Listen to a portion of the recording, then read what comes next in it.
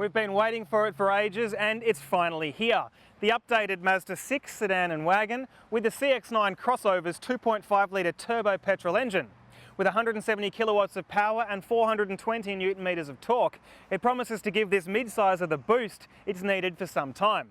But the upgrades don't stop there. The company has also revised the front and rear design, put more noise cancelling and deadening materials underneath, improved the suspension to make the ride more comfortable, and completely overhauled the interior with nicer touch points and more equipment, particularly in the realm of active safety. We're here today in beautiful Ballarat having our first look. Come on, I'll show you more. In either body style, the Mazda 6 remains a looker, far more aggressive and stylish than even some proper luxury contenders. The typical mid-cycle top and tail changes here manifest as a sleeker nose design with an intricate grille finish, while tweaks at the rear make the car look wider. There are a couple of standout paint options, the signature Soul Red or the machine grey you see here. There are bigger changes inside the cabin, which now frankly matches a few proper luxury brands in terms of quality, tactility and design. It's cleaner than before and has classier materials such as stitched leather touchpoints, real Senwood inserts, and the option of Napa leather seats and suede inlays on the doors and dash. The touchscreen is now 8 inches diagonally and is controlled by the familiar MZD Connect rotary dial. Still no Apple CarPlay or Android Auto yet, however. It'll come soon, though Mazda is being coy on when.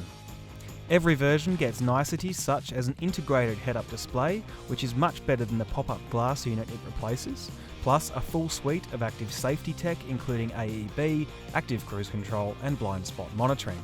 The flagship Atenza gets a 360-degree camera, though its resolution could be better, and Mazda first ventilated seats. As ever, the back seats are not the most spacious in this class. A Ford Mondeo, for instance, is a little roomier. That said, most adults will be comfortable, and there are standard rear vents. You can also get heated back seats in the higher grade. Only 1 in 3 buyers will opt for the wagon, but the extra practicality it affords for a $1,300 premium makes it seem like a no-brainer to us. Dynamically, Mazda has made some tweaks.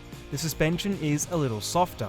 There are more sound-deadening materials used as well, and both of these changes are intended to amplify that cosseting luxury feel conveyed by the cabin's standout design. But the engine upgrades are the big news. The base naturally aspirated 2.5 petrol gets a cylinder deactivation system to save fuel at low engine speeds, while the 2.2 diesel gets uprated outputs of 140 kilowatts and a beefy 450 newton meters of peak torque. Both are matched to the familiar 6-speed automatic transmission used before, and both are front-wheel drive. The big ticket item though is the addition of that turbo 2.5 petrol engine. 170 kilowatts is not quite earth-shattering, but 420 newton meters is a good slab of torque, enough to get those driven front wheels spinning. So we're behind the wheel of the 2.5 turbo, and the first thing I'm noticing is the lack of road noise compared to a lot of Mazdas in the past. The company's been rightly criticised before for perhaps its lack of noise suppressing materials, but this one's much quieter. There's not a lot of road roll from the tyres, not a lot of wind noise. It is a pretty pleasant cruiser, and that befits the luxury feel inside the cabin. The turbo engine is also a significant upgrade over the normally aspirated petrol in the lower grades.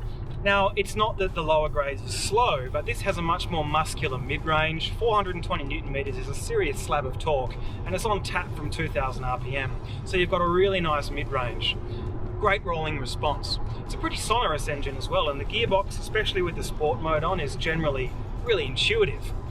Now, don't go thinking that this is a successor to the MPS. It's not an all-wheel drive, highly strung weapon. It's much more of a swift tourer. I did a 0 to 100 sprint before and got 7.3 seconds, so it's not exactly a supercar, but it's brisk, certainly brisk. There's also the 140 kilowatt, 450 newton meter turbo diesel. It's well worth a look if you do lots of traveling. The other great thing about this car is a list of active safety tech. It's got radar guided cruise control, blind spot monitoring, AEB that works up to 160 k's an hour. So you are driving a car with the very latest in tech. Overall, this iteration, this update really just builds on what was good about the 6 before. A little bit quieter, a little bit safer, certainly better in the performance stakes, and it really does remain one of the benchmark cars when it comes to driving. I'd be so happy commuting in this to Ballarat, back to Melbourne as I am right now every day. Good thing.